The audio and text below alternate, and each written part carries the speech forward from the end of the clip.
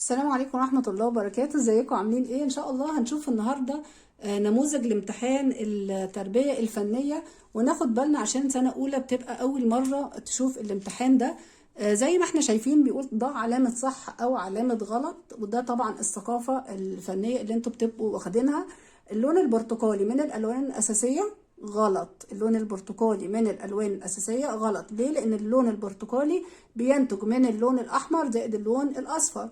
الفنان اتنين، الفنان الشعبي استغل خامات البيئة. صح. الوشم رسم من الفن الشعبي، يعني قصدهم ان الوشم ده من العناصر بتاعة الفن الشعبي. لا، الوشم في الفن القبطي، يبقى ده غلط. استخدم الفنان القبطي زخارف من عناصر آدمية وحيوانية. صح. من الرسوم القبطية الوشم والكف غلط. من الرسوم القبطية الوشم والكف غلط، لأن هو الكف ده من الفن الشعبي. طيب السؤال اللي بعد كده بيقولك تخيل نفسك ذاهبا في رحلة نيلية بمركب في نهر النيل، حيث السماء زرقاء صافية وحولك المراكب المزينة بألوانها الزاهية والمراكب الشراعية بشراعها الأبيض مثلا، وهي تتحرك في مياه النيل الفضية وتنعكس عليها أشعة الشمس والأشجار والزروع الخضراء على شاطئ النيل. عبر بالرسم عن هذا الموضوع في تكوين مترابط مع استخدام الألوان الأساسية. طيب هنا بنعمل إيه عشان نحل سؤال زي ده؟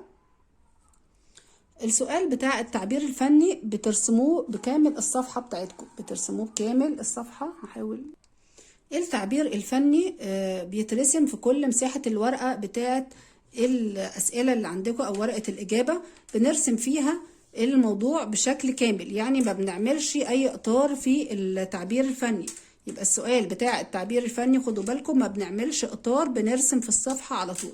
طيب هو بيقول لي ارسمي بقى مراكب وبحر والناس مبسوطة وكده، فإحنا هنسهل عشان خاطر الطلبة اللي هي ما عندهاش فكرة عن الرسم كتير، فممكن بالشكل التلقائي الجميل اللي انتوا بترسموا بيه، بترسموا الشمس مثلا في جانب الصفحة كده زي ما الأطفال متعودة ترسم أو الطلبة متعودين يرسموا. ارسموا السحاب، ممكن نرسم حتة من السحاب كده بالشكل ده، وترسموا بقى المراكب الشراعية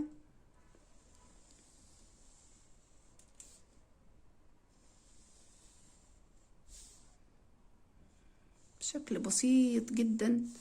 تقدروا ترسموا مركب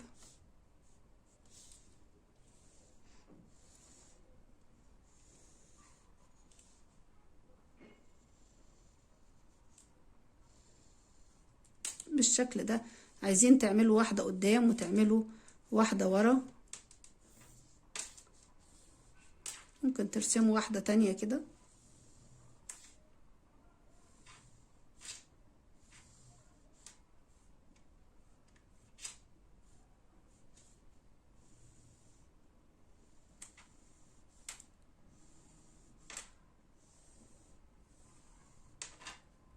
وتلونوا بقى وتبدأوا تلونوا المراكب بتاعتكم دي بشكل جميل. طبعا الخطوط اللي في النص بتتعرض دي بتمسحوها.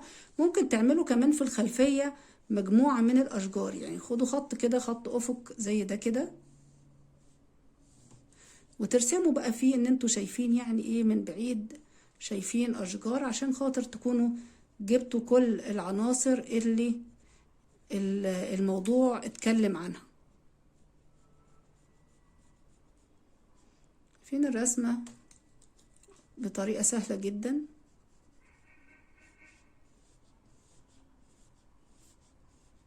تمام.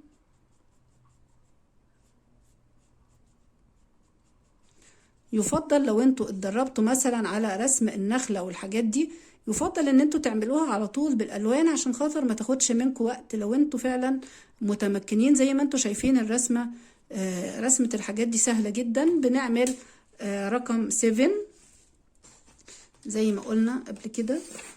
لو عايز ارسم نخلة اعمل رقم 7 اهو تحت بعضه بالشكل ده، واقلبوا الناحية التانية اعملها 7 معكوسة بالشكل ده. هنعمل شكل النخلة ده عشان خاطر نعرف نرسم بسهولة. وطبعا ده تعملوه باللون الأخضر. تمام. يبقى انا لو هرسم النخلة هنرسم باللون البني كده، شايفين سهلة ازاي، وتلونوا دي طبعا باللون البني من جوه عشان وقتكم، بس انا مش هلون. بس اهم شيء وانتوا بتلونوا ما تسيبوش فراغات ونقط بيضة في قلب التصميم، يعني مثلا تلونوا كده في اتجاه واحد.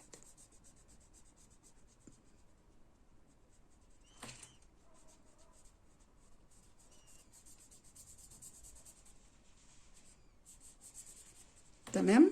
وهنعمل الفروع دي كده.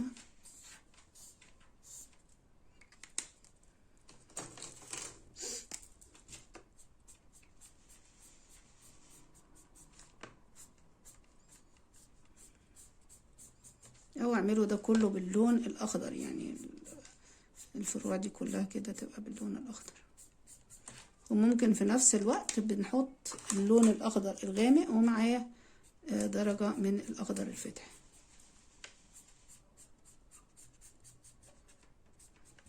كده. اتمنى يكون واضح.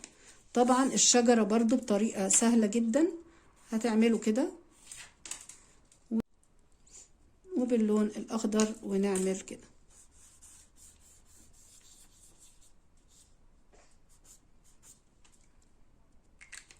او تعملوا الفروع دي بالبني كده وتكملوا الشجرة باللون الاخضر وتعملوا حواليها من تحت شوية فروع كده. طريقة سهلة جدا زي ما انتوا شايفين. يبقى كده احنا رسمنا الموضوع بتاع التعبير الفني، وانتوا طبعا بتلونوا وبترسموا هنا شوية اشجار بالشكل ده. والسؤال التاني بيقولك ايه، صمم في مساحة 15 في 20 شعار يعبر عن أهمية نهر النيل في حياة المصريين. هتقوموا جايبين المسطرة بتاعتكم واخدين خط كده وتقيسوه، وليكن 15 سنتي في 20 سنتي.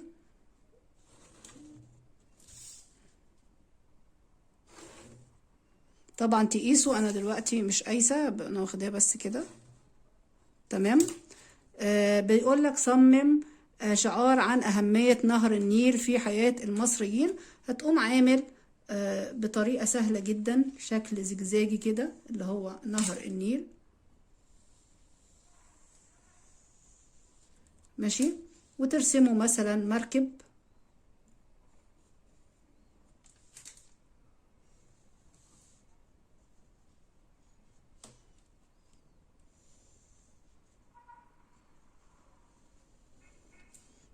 هتلاقوا دايما السؤال الأول بتاع التعبير الفني مرتبط بالسؤال التاني مرتبط بالسؤال التالت، غالبا بيجيبوا موضوع يعني موضوع واحد.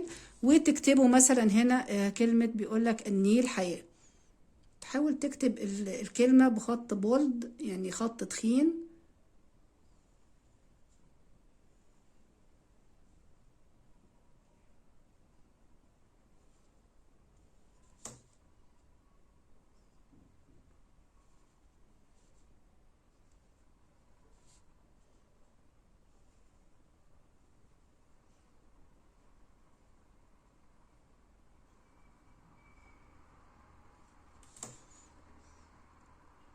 وتكتبوا كلمة حياة.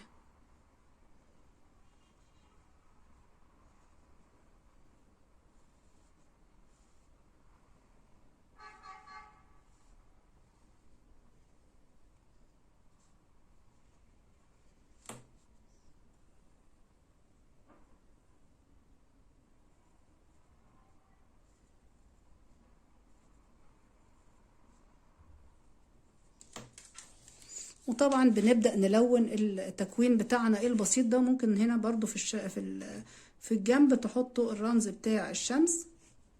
يبقى احنا هنا عملنا التكوين التاني اللي مطلوب مننا. وممكن بقى تزخرفوا المركب بأي شكل كده.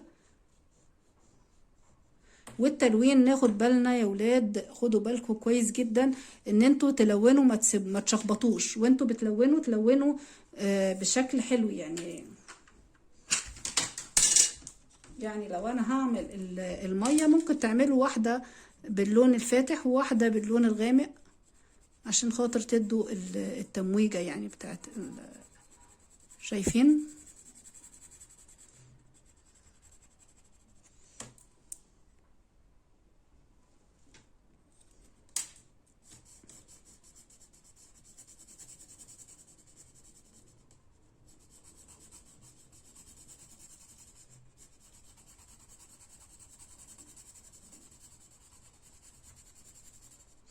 نلون طبعا كده، ما نعملش ما نشخبطش كده، دي طبعا طريقة غلط. يبقى احنا لازم لما نيجي نلون في خطوط جنب بعضها كده، او نلون، معلش الالوان دي خفيفة لان هي الوان اصلا مائية، خشبية مائية يعني، فبنلون في شكل جميل كده ومتناسق، ما بنلونش بالشكل العشوائي ده كده. طبعا كمان لما بنيجي نلون بنلون الخلفية، يعني بنلون الخلفية بتاعة الشكل، بنلون الكلمة، بنلون الايه العناصر اللي احنا حاطينها، وان شاء الله برضو هبقى اوريكم بنلونها ازاي. يجي بعد كده معانا السؤال قدامنا، السؤال الرابع اللي هو التذوق الفني. بعد كده بيقول الشكل اللي امامك في انقله في ورقة الاجابة في مربع مساحته 15 في 10 واكمله بما يوحي اليك الشكل. يعني هتشوفوا شكل المركب ده، بقول لكم زي ما قلنا ان هتلاقي السؤال الاول والتاني والتالت كلهم مترابطين، لو رسمتوا حاجة في السؤال الاول هتلاقوها غالبا متكررة في السؤال التاني والتالت عشان يسهل عليك الموضوع اللي انت بترسمه. لما نيجي نعمل المستطيل بعمل بالشكل ده. انا خدت اول خط بالنسبة لي، باجي اعمل ال15 بحط نقطة كده، وفوق بحط برضو نقطة عند ال15 بالشكل ده، واقيس ده علشان يطلع المستطيل بتاعي مظبوط. هنا طلع 10.5، لأ هحدد واحد فيهم اشوف مين البداية بتاعة الورقة كام. هنا بيبعد 4 سنتي من بداية الورقة، يبقى لازم هنا كمان ابعد 4 سنتي اهو. هنا طلع النص ده جاي من فوق، هاجي من هنا واحط ال15 او سوري ال10 سنتي بتوعي واوصل المستطيل.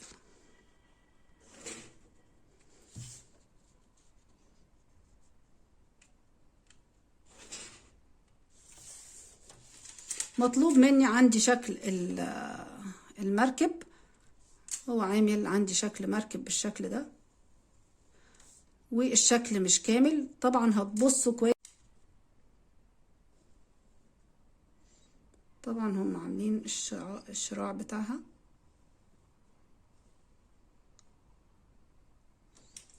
بس يبقى انتوا كده كملتوا الشكل اللي هم حاطينه اهو. اعمل بقى ايه، كمل الشكل بما يتراءى لك بالشكل ده كده. وممكن هنا ترسموا سمكية أمورة طالعة بتضحك كده من المية.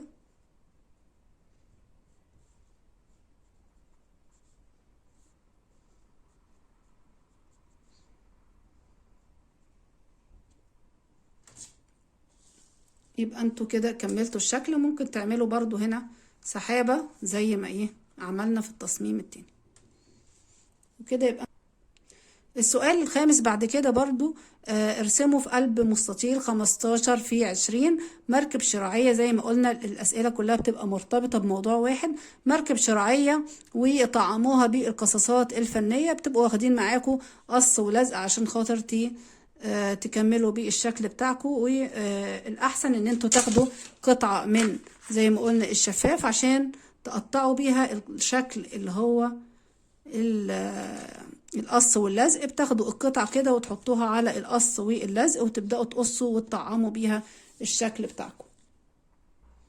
يا رب أكون لحقت أقدم لكم حاجة تساعدكم إن شاء الله في الامتحان، وهحاول إن شاء الله أوريكم شغل القص واللزق بيتعمل إزاي. ما كانش دلوقتي يبقى إن شاء الله في فيديو قادم بإذن الله. مع السلامة.